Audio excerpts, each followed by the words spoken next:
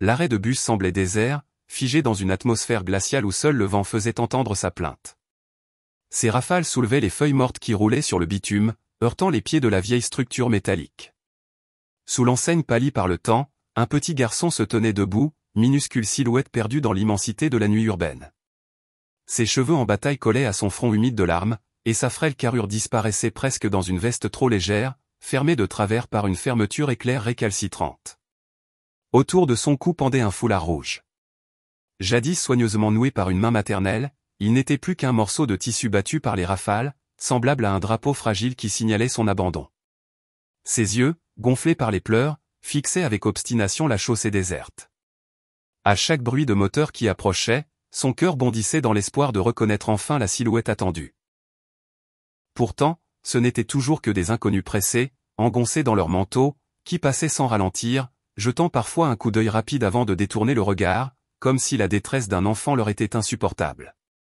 Le garçon ne bougeait pas, figé dans sa certitude. Partir, c'était risquer de manquer le retour de celle qui lui avait promis de revenir. Alors il restait là, grelottant, les mains crispées contre sa poitrine, répétant comme une prière. Elle va venir. Maman va revenir. Le temps semblait suspendu, jusqu'à ce qu'une silhouette âgée traverse la scène. Une femme courbée par les années, chargée d'un cabas trop lourd, pressait le pas pour regagner la chaleur de son logis. Elle passa devant l'enfant sans s'arrêter, mais son pas se ralentit malgré elle. Quelque chose, dans la manière dont le petit corps se recroquevillait contre le froid, serra son cœur. Elle hésita, tourna la tête, et ses yeux se posèrent sur la frêle silhouette, immobile comme une ombre au pied de l'arrêt. Elle fit demi-tour. Approchant doucement, elle s'accroupit pour se mettre à sa hauteur. Sa voix, douce et maternelle, brisa enfin le silence. « Tu es tout seul ici, mon petit ?»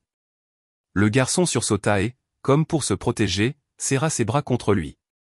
Sa voix tremblante se réduisit à un souffle. « Maman ? Maman a dit qu'elle reviendrait. » Ces mots, prononcés avec une sincérité bouleversante, transpercèrent la vieille femme.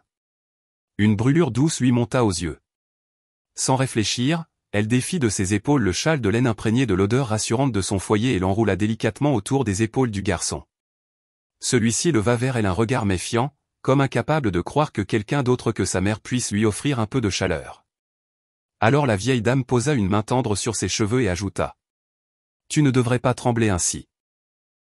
Attends, je vais rester avec toi. Nous patienterons ensemble. » Un grondement se fit entendre, le bus arrivait. Les phares percèrent la pénombre et, lorsque les portes s'ouvrirent dans un souffle de vapeur, une lumière vive éclaira le visage du garçon. Il se redressa, le regard tendu vers les passagers qui descendaient un à un. Chaque inconnu devenait, l'espace d'un battement de cœur, une possible mère revenue. Mais les silhouettes se succédaient, indifférentes, et aucune ne correspondait au visage tant espéré. Lorsque le bus repartit, le cœur du petit se brisa un peu plus. Ses larmes débordèrent et, incapable de contenir sa douleur, il cria dans la nuit. « Maman! Tu avais promis? Maman !» Le cri résonna dans la rue vide, ricocha contre les murs et se perdit dans le souffle du vent. La vieille dame, bouleversée, l'enlaça de toutes ses forces. Elle le berça contre sa poitrine comme pour le protéger de l'injustice d'un monde où un enfant pouvait attendre en vain l'amour qui lui manquait. Des larmes perlèrent à ses propres yeux, incontrôlables. Même le conducteur du bus, qui avait suivi la scène dans son rétroviseur, détourna le regard pour ne pas affronter la douleur nue de ce cri. Autour d'eux, la ville restait muette et pressée, mais au cœur de l'enfant subsistait une lueur indomptable, l'espoir. Il serra les poings, reprit son souffle entre deux sanglots et murmura encore. « Elle reviendra. Maman revient toujours. »